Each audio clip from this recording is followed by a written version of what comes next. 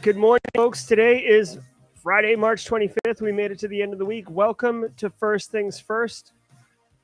I am your host, Gerald Auger, slightly in the dark, but I'll explain that in a minute. This is Simply Cyber's daily morning cybersecurity threat briefing. In the next 30 minutes, we're going to be going through the top cybersecurity news stories of the day, and I will be providing you expert analysis on each of those stories in what I think you need as key takeaways. Whether you're a practitioner or you're someone looking to break into the industry, this is going to have value to you. Shout out to today's stream sponsor, Barricade Cyber Solutions, your partner for incident response, ransomware protection, and business recovery. Eric Taylor is wonderful over there at Barricade. So if you're dealing with a hot mess on fire, cybersecurity, incident-wise, Barricade could help you out. If you are live, love it. Sorry that I'm a couple minutes late. Again, dealing with some issues. If you're watching on replay, thanks for catching the stream. If you want to jump right to the news, when the ticker in the corner gets to 0, we will be starting. So you can scrub right to the right and dive right in. But for the next 1 minute and I'd say 32 seconds, we will be welcoming folks to the stream and explaining why I'm standing in the dark. All right, good morning, everyone. I hope you're well. A couple minutes late because I was dealing with issues with my setup over here. You may notice that I'm minus one light. This is what it looks like when you don't have a key light, which is pretty important in the whole in the whole live stream world. I've got all my windows open. I've got all the room lights on in the back, like over there, which is not doing a whole lot for me. Got to tell you, people are like, ooh, Elgato key light. It's the hot one. Got to get the Elgato key light. Guess what? Elgato key light doesn't work if it doesn't see your network. That is a major design flaw. I wish I hadn't thrown the box away on this thing. I would wrap it up and fire it back to the vendor in a hot minute and replace it with an Aperture 120D. That's all I'm saying about that. What's up, Amadou? What's up, Dev Null? Low tech for the win. Seriously, you know what the Aperture 120D has? A little clicker that you turn on and off. You know what this thing has? Error messages. You know what I don't have time for? That. Okay. Ooh, nice, Gail. I saw you with that GRC certification. Love it. Best cert for beginners, Mohammed. Check out Sec Plus. That's always a good one. Anna Lynn. Good to see you, Tom Pike. How are you? Cracking me up. Guys, I'm loving it. It's Friday. We did it. I got the coffee. I got a big day. I'm super excited. Just as a personal win, I am interviewing Professor Ross Anderson from Cambridge at 10 a.m. Eastern time today. If you don't know who this guy is, he is he's an unbelievable thought leader in the cybersecurity space. And I don't mean practitioner. He's like a true academic. And he's been writing on all sorts of different information security things for decades. And I got keyed in on him. If you look up a academic paper called Why Information Security is Hard, an economic perspective, clear your schedule because you will consume that thing like a beast and then you'll want more. It's fascinating talking about vendors' perverse incentives to basically get first to market and how just why the information security industry from a product perspective is kind of stacked not to deliver good product. It's fascinating read. Anyways, that'll be on the Simply Cyber channel as a produced video in a few weeks. All right, guys, it is that time. Please don't be distracted by me operating in the dark. It's already bad enough with the background being dark. Now I'm like lurking in the shadows like a hacker. All right, guys, if you want to play along, we go to CISOseries.com. CISOseries.com. David Spark and his group, they put this podcast together that we piggyback on and take full advantage of, and we appreciate that. So if you want to follow along, go there. Mods always drop links in chat. Sit back, relax, and let's rip through these news stories. From the CISO series, it's cybersecurity headlines. It's Friday, March 25th, 2022. UK police arrest 7 people in connection with lapsus.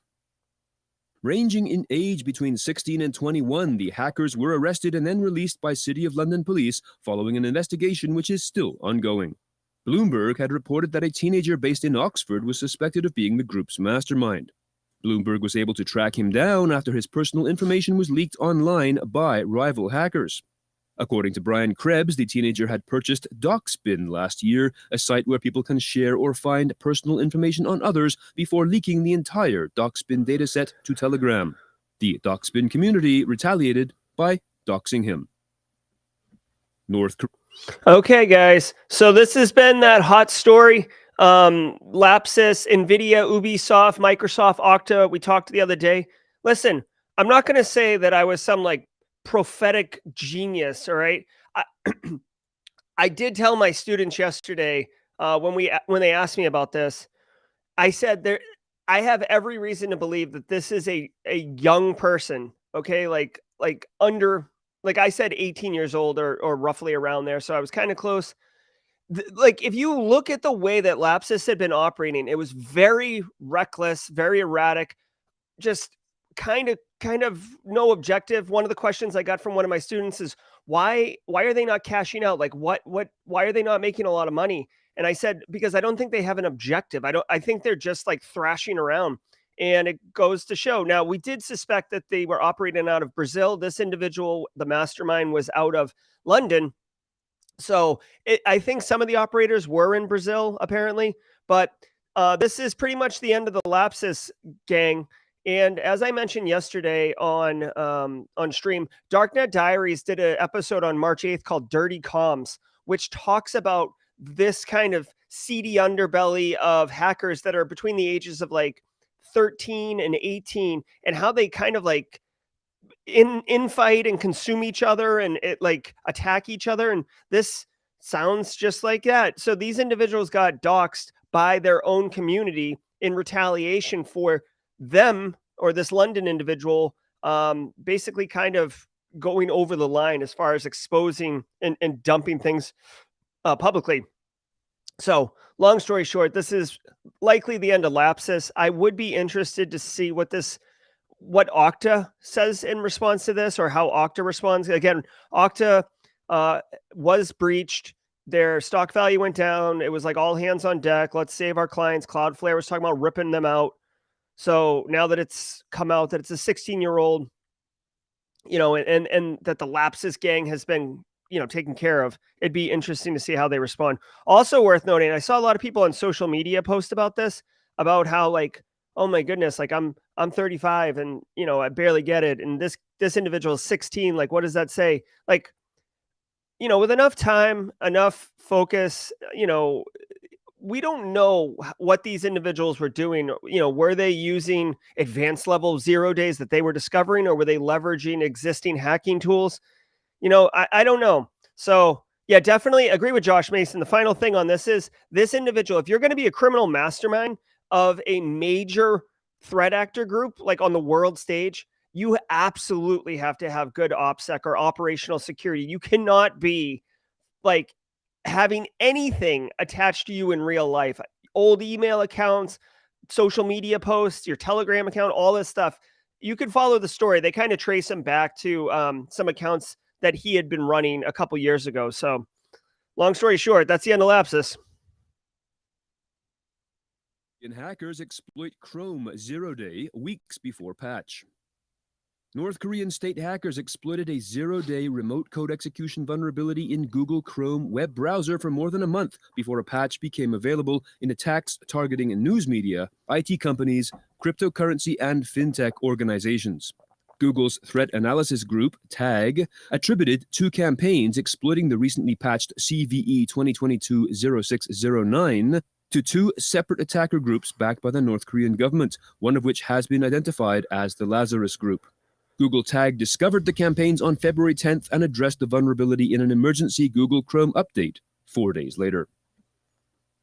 Okay, so Lazarus Group's back on the scene. Lazarus Group is North Korea's financially not motivated, but like they're the hacking group that helps get financing for the North Korean regime or government.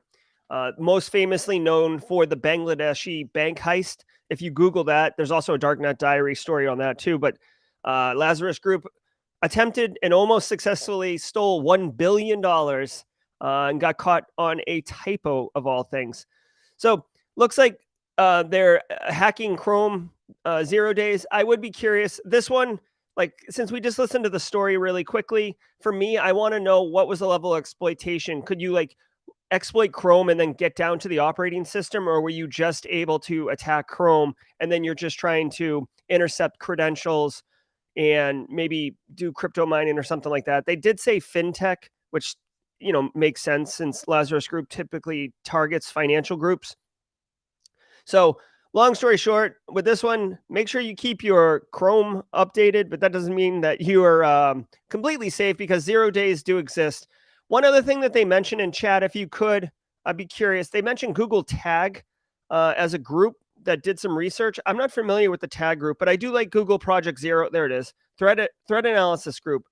I don't know if this is like Cisco Talos or one of those type groups that basically do security research and publish back out into the community. But if it is, I would be interested, because I do think Google does good work in the security space. Again, I love their Project Zero group and what they do. Anonymous claims to have hacked the Central Patch you a Chrome. That's the takeaway. Bank of Russia and stolen 35,000 documents. In this most recent attack on Russian infrastructure, the group announced on Wednesday that the files would be released in 48 hours, which would be today, Friday. The group has also declared that it will be going after companies that have decided to continue to operate in Russia and therefore continue to pay taxes to the Russian government. GitHub explains the... Okay. So Anonymous doing anonymous things. They hacked the Central Bank of Russia. I don't know what the 35,000 files are. If it's just receipts. What? Okay. Going to Twitter. If it's just receipts or something like that, I don't know. What I will say is, if any of that documentation has any of the ruling oligarch party's information in it, that could be interesting, right? It could have some interesting ramifications, right? If it's just regular people in Russia, probably less of an impact. And like, their economy is already kind of really impacted right now by all the sanctions and the ruble value going down and stuff like that. So publicly releasing information of some Russian citizens is probably not going to cause that much of a stir. But if it is the oligarchs' information, that could be interesting. Also, if it's like internal infrastructure stuff, like not business operations, bank operations, but more about like, related to the IT infrastructure and transactions and key codes and stuff like that, that could be interesting as well. But I'm not sure why Anonymous targeted this, other than because it's the Central Bank of Russia, so it has a lot of name and brand value. Cause behind the past week's outages. GitHub says that recent service outages were caused by resource contention issues in their primary database cluster. Since last week, GitHub says there were 4 service outages caused by these problems on March 16th, 17th, 22nd, and 23rd. Yesterday, GitHub explained that these outages were caused by resource contention issues with their primary MySQL cluster called MySQL1. Resource contention is when multiple processes or requests compete for the same resources, whether that be memory, CPU, or disk utilization, or even access to a database table.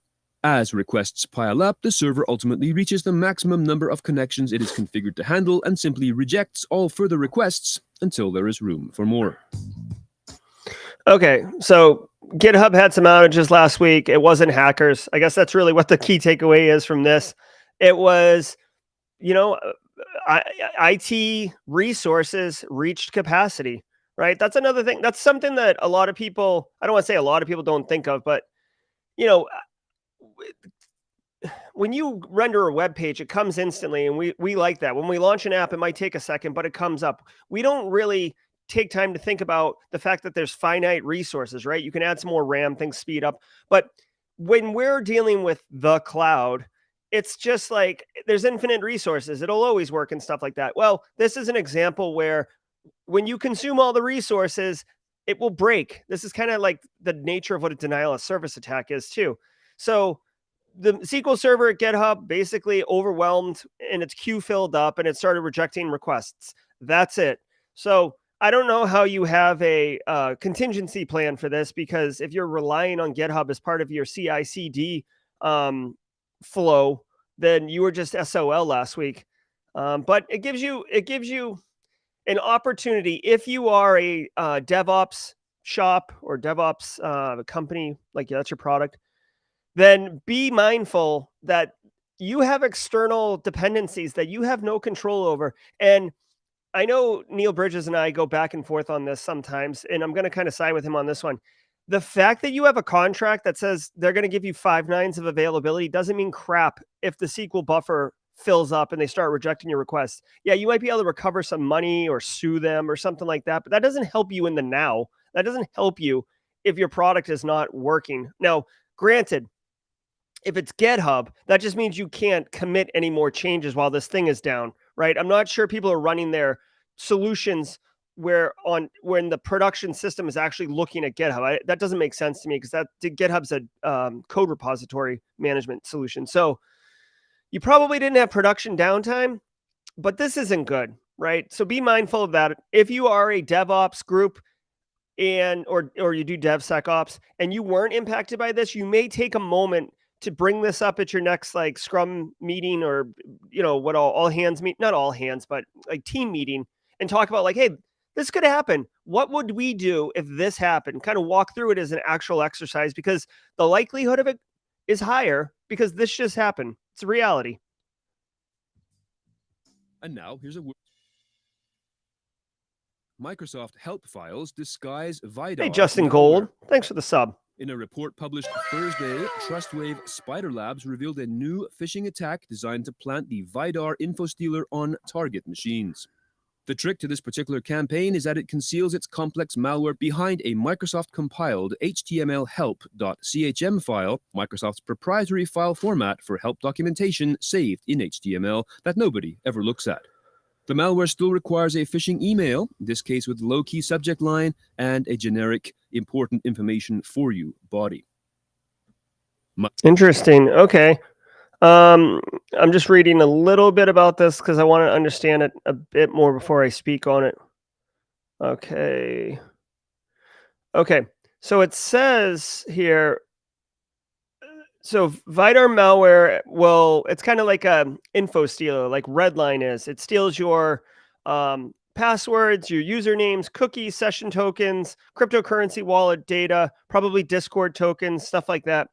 And it is hiding in an HTML help file. Now, I'm not super familiar, like I'd have to read this more to be able to speak about it, but at the end of the day, what we're looking at is malware.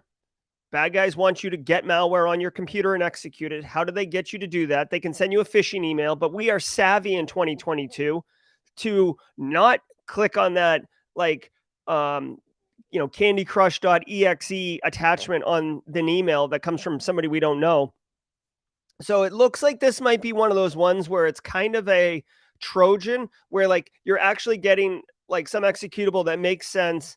And then they're putting the malware in a help file that gets rendered when you either run the executable or I don't exactly understand how you launch this, but what they're trying to do is hide it in plain sight by sticking it in the help documentation because most people double click, launch the app, run, try to figure it out on the way versus reading the documentation, right? RTFM. People don't do that. I don't do that. You only do it when you run into problems. Just like my Elgato key light over here is going to get a thorough review of its documentation and then probably boxed and shipped back to Amazon. So watch out. Be mindful that threat actors are sending malware in new, innovative ways, including the help files. So I need to dig into this more to see if you can get signatures or some type of if like your email gateway can filter for this type of information. I don't know if it comes in the email or if it's a link. And if it's a link, then maybe either your firewall or your EDR can help identify those things.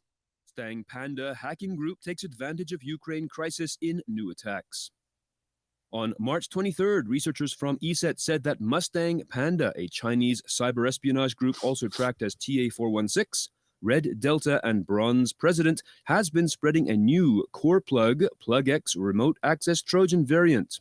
ESET has named the new sample HODUR, H-O-D-U-R. To get around, Mustang Panda uses phishing methods that include news items or messages related to the Ukraine invasion. The group has managed to successfully infiltrate research organizations, internet service providers, and systems belonging to European diplomatic initiatives across countries including Mongolia, Vietnam, Myanmar, Greece, Russia, South Africa, and Cyprus. Okay.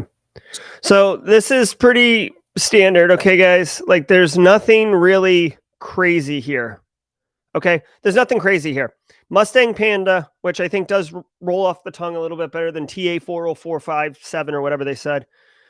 Chinese espionage group. Remember, guys, espionage, the entire point of espionage is to steal information and hopefully do it without detection, right? So if you're good at espionage, no one knows that you did it. Mustang Panda is installing an updated rat remote access tool called Hodor, right? Hodor, if you like Game of Thrones.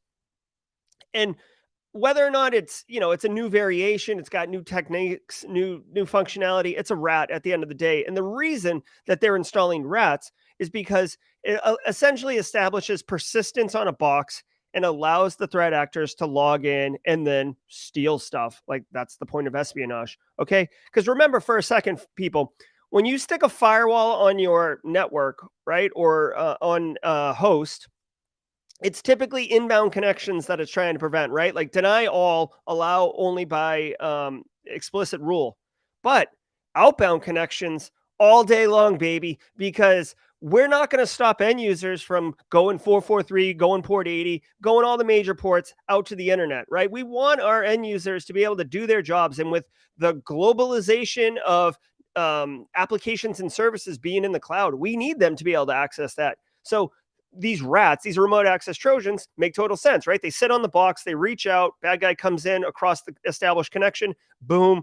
Now I'm looking around, now I'm sniffing, now I'm stealing. Okay, so not a new technique in any capacity, probably a fancier version, maybe a faster version, maybe some additional functionality to look for like crypto wallets now, since those are kind of hot, but nothing crazy. It does get delivered through phishing mechanisms. So guys, I know it's not sexy, but like, educate your end users about phishing. Configure your email gateways to like look for bad emails and don't even deliver them to your end users. Pay for a service, right? If you can.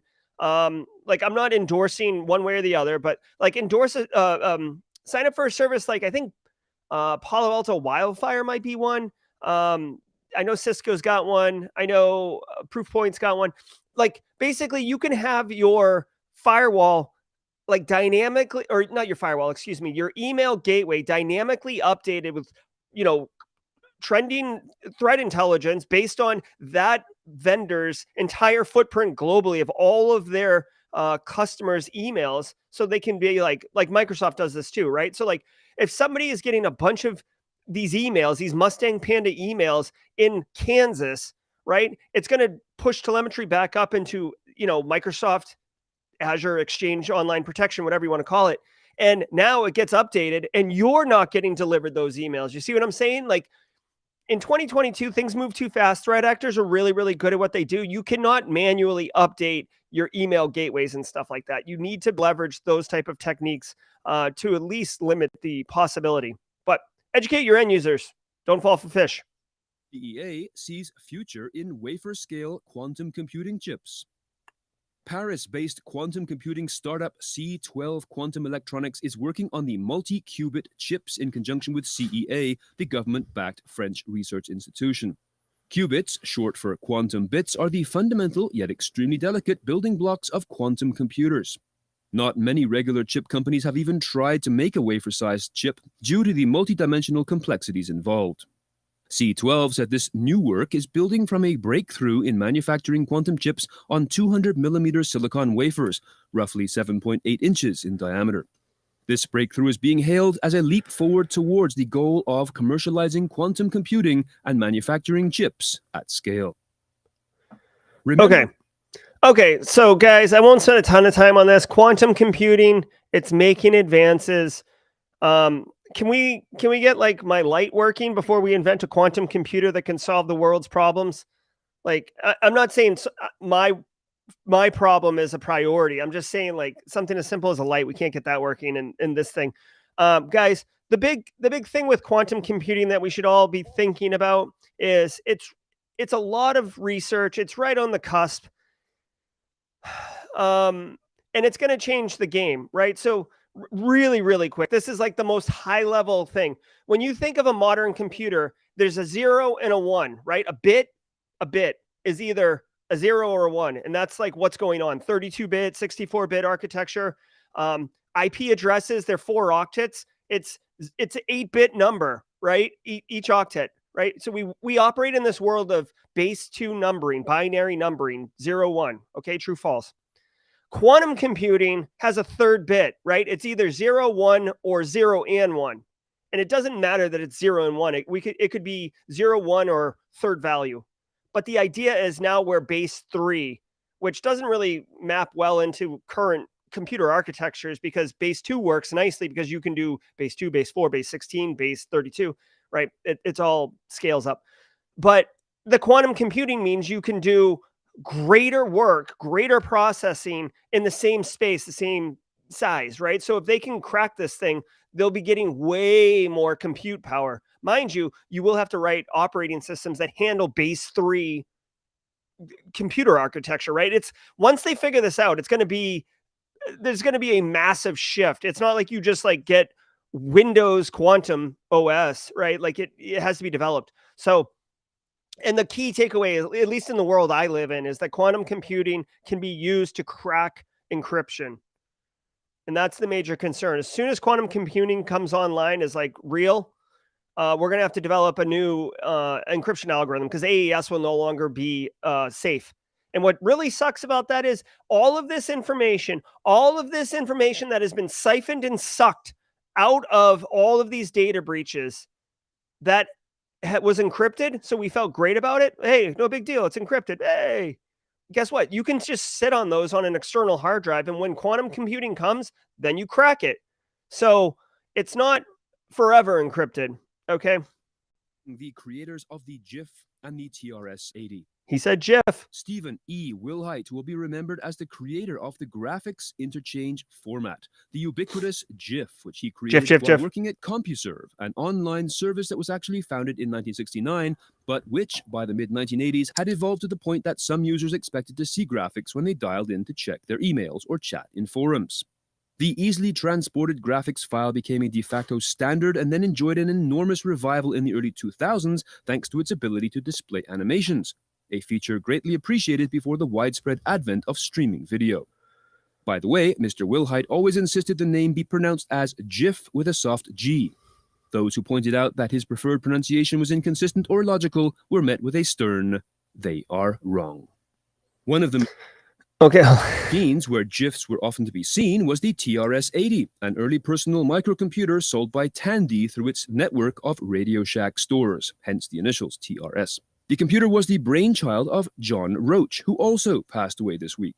With a $599 price tag, just over $1,000 of today's dollars, it brought home computing to suburban houses across America. In addition to developing this pioneering pre-built computer, Mr. Roach might also be remembered for hiring 2 young programmers to write software for the machine. Their names were Bill Gates and Paul Allen. Not bad talent acquisition, huh? Okay, so I'm sure chat is burning itself down right now about GIF versus GIF. I'm not gonna. Well, I will pick a side. It's GIF. It's GIF. The man who invented it called it GIF. And before you're like start flipping out about the letter G, like let's talk about like wait, hold on. Yeah, like gymnastics, giraffe, Jeffrey. Like there's a lot, George. There's a lot of words that begin with G that have that G sound. So we will agree to disagree. I'm sure Simply Cyber community is going to tear itself apart on this one. But let's just take a minute. Like, hey, thumbs up, Wilhite. I love GIFs. I love animated GIFs. I speak in animated GIFs, right? A lot of value, makes the internet accessible, allows you to convey with a picture, which is worth 1,000 words. And no one wants to read a 1,000-word essay on how I feel, where a simple, baby dancing with sunglasses on about it being Friday is perfectly fine. All right. So that is going to do it for today's episode. We're a couple minutes over. That's all right. Guys, I hope you joined us yesterday on Simply Cyber Live with Scott Grayo. It was a great episode, but that is now behind us. Let's focus on next week, guys. I'm looking at you, Pete McKinnon, if you're in chat right now. If you guys are even a little bit interested in software engineering,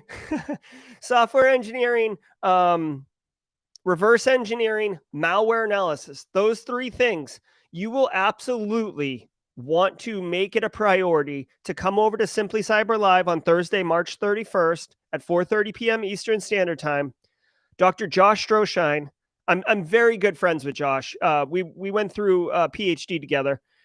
He is an absolute boss at malware analysis and like not. I mean, he's boss at software exploitation too. But we're not going to be writing exploits. But he can tear apart a binary, tell you what's going on. He has an amazing ability to educate, right? Like this guy is so good at educating that he was teaching a grad level malware analysis course. And I asked him if I could TA it just so I could be in the classroom with him that semester and just absorb what he was saying. And I was already familiar with malware analysis, but he just is so freaking good at it that I love it. So we're going to ask him to talk about malware analysis, reverse engineering. How is it really practical in today's economy? Like, can you get a job doing it? Do you have to be like super elite? Do you need to know how to use IDA Pro?